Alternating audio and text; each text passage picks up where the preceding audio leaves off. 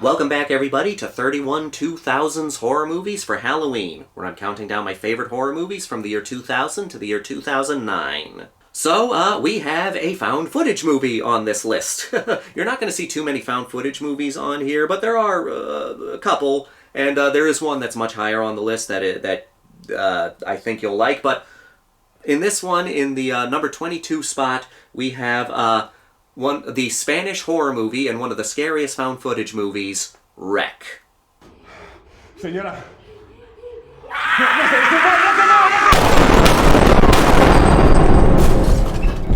So, yeah, Wreck, one of the most notorious found footage movies out there, and a lot of people would say one of the scariest found footage movies out there, and it's hard to argue with them because this is so well done, a good, well done, creepy little found footage movie.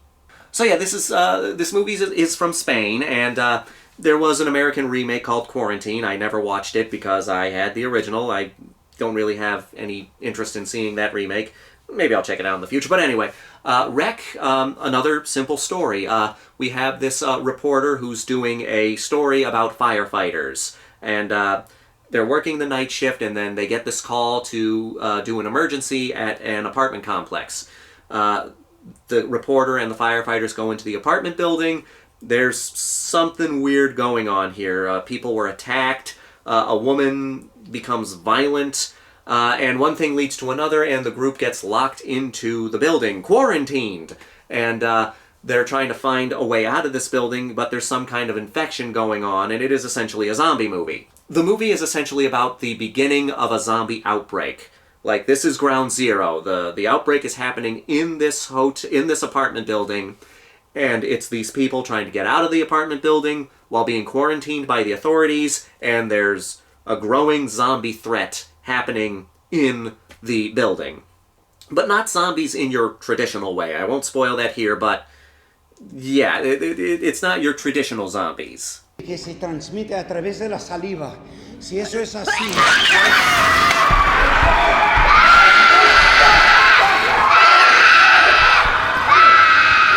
I'm not a big found footage guy. I talk about this on my channel all the time. The found footage genre is a genre that I want to love more than I do, but I just have certain issues with it. But that doesn't mean that I don't love certain found footage movies, and Wreck is a found footage movie that I love. It's another one of those situations where it's a very simple premise played through perfectly. It's just people in an apartment complex dealing with a zombie outbreak, and I love how it is the beginning of the zombie outbreak. The zombies in this movie are very akin to the rage zombies of 28 Days Later. You could technically see these as movies in the same universe, but they're not. But anyway, these are the kind of zombies that when they turn, they run. And when it comes, there's this argument on fast zombies versus slow zombies. Fast zombies have existed for such a long time, back with Return of the Living Dead and Nightmare City, but they're infected people, not really zombies. It's semantics, tomato, tomato. But anyway, there's an argument between fast zombies and slow zombies all the time, and my opinion on that is, depends on the movie. There are times where slower zombies can be more effective, and there are times where fast zombies can be more effective. And the fact that this movie is taking place in a confined area, in an apartment complex, where it's hard to get away, this is an example where fast zombies are more effective.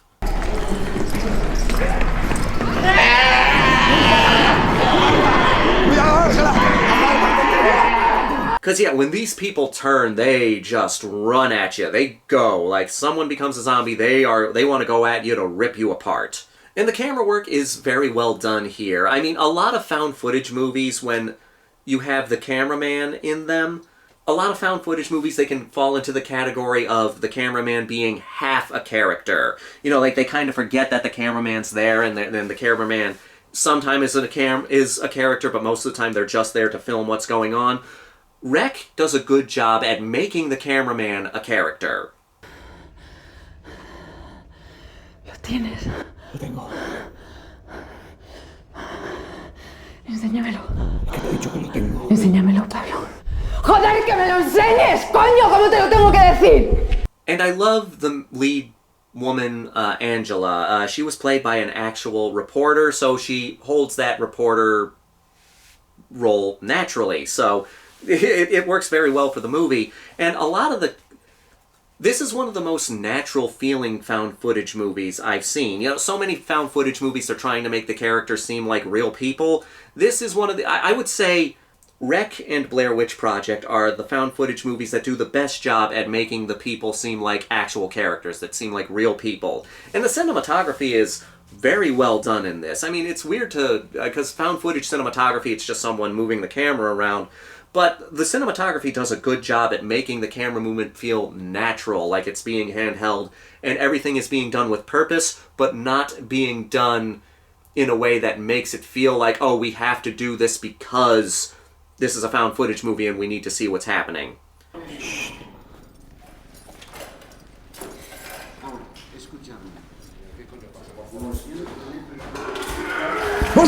¿Qué pasa, Pablo?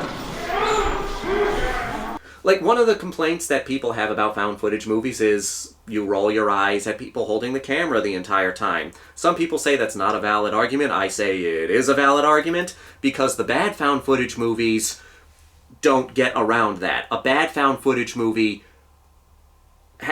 is what makes you think that all the time. A good found footage movie can help you forget about that. But a bad found footage movie, and I do think there are more bad found footage movies than there are good found footage movies, a bad found footage movie will force you to think about it constantly. A good found footage movie figures out a way around that problem. And the way around that problem is we are dealing with a reporter and a professional cameraman whose nature is to film this stuff all the time. Like, a news cameraman is there to film the action regardless of what's happening. So, like, you can picture him, like, in a war, and he'll film the horrifying things that are happening. So, when you have the cameraman in a found footage movie as a professional cameraman, it makes more sense why they would film everything, because that's what they are trained to do. It's their natural instinct to film everything. And that's a good way around it. That is the main criticism of bad found footage movies. A bad found footage movie will not address the fact or not find a good way around the fact that everything is being filmed. A good found footage movie will find a way around the fact that everything's being filmed.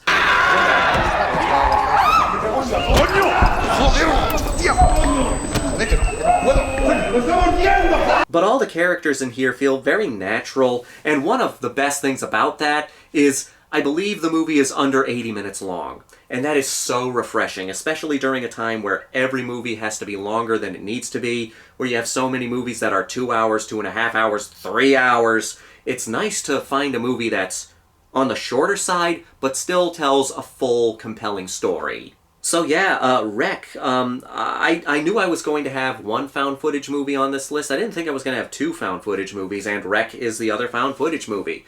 Definitely one of the best found footage movies from the 2000s. I will say it flat out. I think it's better than all the Paranormal Activity movies. I never really saw the sequels, and like I said, I never saw the remake. If they're worth checking out, let me know, but the original Rec, a very good, scary found footage movie, and it's a perfect sit. It's less than 80 minutes, you're in and out, and you get a good, suspenseful, frightening time. What more can you ask for during Halloween?